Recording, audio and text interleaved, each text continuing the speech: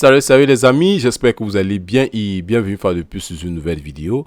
Aujourd'hui, nous allons voir comment gérer notre tonal balance. C'est vraiment très important lorsque nous sommes en fin de mastering ou alors en fin de mixage. Aujourd'hui, j'ai décidé de vous présenter le tonal balance de chez Isotope. Moi particulièrement pour tous ceux-là qui veulent contrôler l'équilibre tonal de sa musique, cet effet est vraiment approprié. C'est vrai qu'il y a d'autres maisons qui en produisent. Je ne vais pas vraiment citer leur nom dans cette vidéo, mais pour ma part, je vous conseille d'utiliser le tonal contrôle balance. C'est vrai que là présentement, il est limité pour la simple raison que pour pouvoir l'utiliser à fond, vous devez l'utiliser avec Isotope en question et vous aurez ce paramètre de graphique qui s'affiche. Il y a quelques configurations à faire. Il y a trois effets qu'il intègre, notamment cet équilibre voix, basse et instrument, si je peux dire. Quand je parle d'instrument, là je parle de la mélodie, mais nous ne l'avons pas pour la simple raison que nous avons d'autres effets que nous avons affectés sur notre bus master. Nous pouvons avoir plusieurs graduations à notre disposition comme celle-ci. Nous avons la fonction broke et la fonction fine. Moi particulièrement, lorsque je travaille, je me place sur la fonction fine, comme vous le constatez ici. Je me place sur la fonction fine. Pour la simple raison que c'est un peu cohérent, si je peux le dire ainsi. Il y a également une zone vraiment importante pour nous. Ici là, j'ai la coloration. Si vous êtes déjà à ce niveau, ce n'est vraiment pas bon pour nous.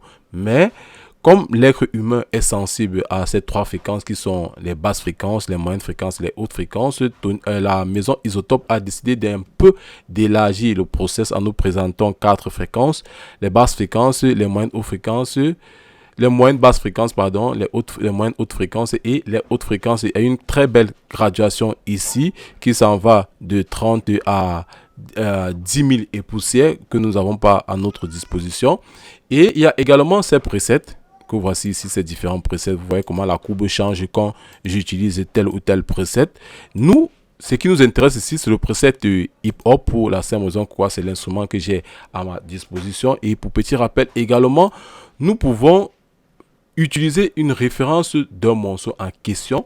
Vous pouvez le faire un drag and drop. Je ferai une vidéo prochainement pour les short tap, pour les shorts, les vidéos vraiment très courtes pour vous montrer comment vous pouvez utiliser la référence d'une balance d'une autre musique pour pouvoir gérer la vôtre. Là, ce n'est pas le process d'aujourd'hui, mais qu'à cela ne tienne, comment gérer cela? Si vous constatez peut-être dans votre morceau qu'il arrive que il manque peut-être des fréquences aux environs de 300, parce que lorsque je vais lancer la lecture, il y aura une délimitation qui va s'afficher ici.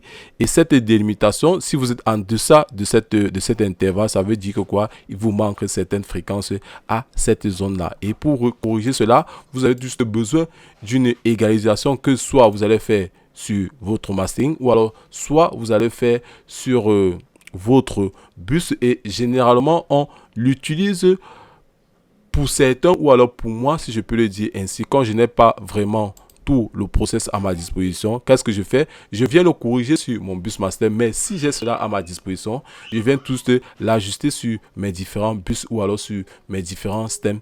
Si pareil avant, ça c'est une opportunité si c'est dans un cas d'espèce, mais qu'à cela ne tienne, nous allons essayer un peu d'écouter certains passages de ce morceau pour voir s'il est vraiment équilibré. Et je tiens à rappeler ici là que cet effet ne garantit pas le succès de votre mixage ou alors de votre mastering.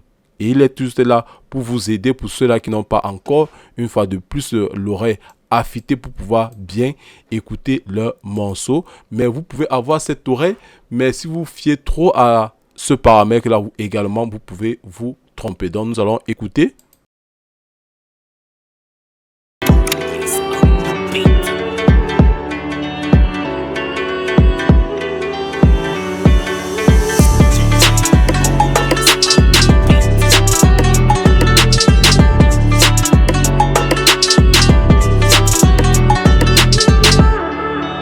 Nous nous rendons compte que là, j'ai vraiment une très bonne balance. Et si le puits arrivait, si je peux le dire ici, si le puits arrivait, là, ma musique en elle est vraiment composé de plusieurs instruments. Il manque un, notamment la voix. La voix allait venir compléter cet espace. Mais qu'à cela ne tienne, pour moi, on peut dire, en guillemets, c'est pas par coup de chance, si je peux le dire ainsi. Peut-être pour vous, ça peut être un coup de chance que vous arrivez à bien compléter cela sans votre voix. Mais s'il arrivait qu'il n'y avait pas, si ma voix, mon instrument tapait ici, j'allais juste peut-être avoir la voix à ma disposition, j'allais rattraper ou alors j'allais travailler, comme je l'ai dit, sur notre bus ou alors sur notre bus master. Bref les gars, je ne voudrais vraiment pas être très long par rapport à cette vidéo. Comme je l'ai dit, je présente juste des alternatives pour tous ceux-là qui veulent entrer en possession de certains effets pour ne pas pouvoir gaspiller de la thune pour rien. Donc Tonal Balance pour vous est une grosse alternative. Je ne fais pas de placement de produits. La vidéo n'est vraiment pas sponsorisée. Si vous avez aimé cette vidéo les gars, je vous invite à vous abonner, à partager, à commenter, à liker et surtout activer la cloche de notification pour ne rater aucune de nos prochaines vidéos. Sur cela, portez-vous bien. Ciao, kiss.